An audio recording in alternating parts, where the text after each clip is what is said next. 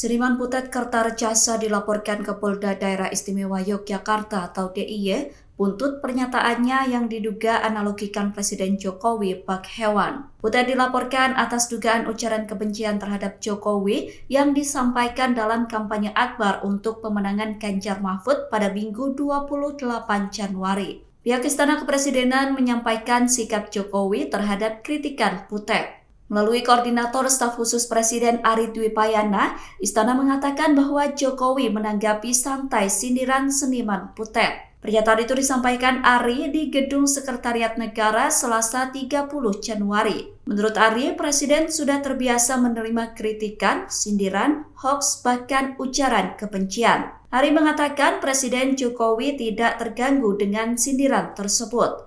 Jokowi menyikapi hal itu dengan biasa saja dan tetap menjalani aktivitas bekerja setiap hari. Adapun laporan terhadap Butet dibuat oleh relawan Pro Jokowi atau Projo Daerah Istimewa Yogyakarta. Butet sendiri mengatakan dirinya menghormati upaya hukum yang dilakukan para relawan Projo. Namun ia berpendapat sebagai seniman dirinya boleh secara bebas mengartikulasikan pikiran melalui media seni. Butet juga membantah menganalogikan Presiden Jokowi seperti binatang. Menurut Butet, apa yang disampaikannya dalam kampanye Ganjar Mahfud memiliki tafsir yang berbeda dengan pelapor. Download Tribun X sekarang, menghadirkan lokal menjadi Indonesia.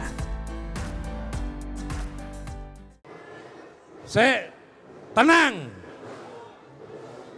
pantun hajatan rakyat. Ada kucing gondol iwa empal.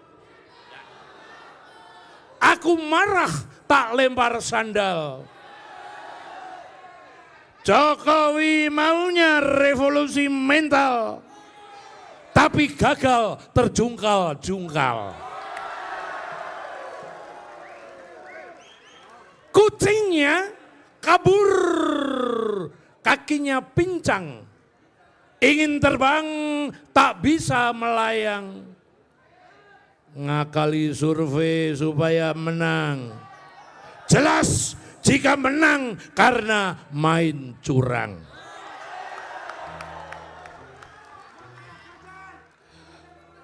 Satu-satu aku sayang ibu. Dua-dua aku sayang ayah. Jutaan Jokower merasa ditipu. Penampilannya lugu, jebol licik, ngakali mahkamah.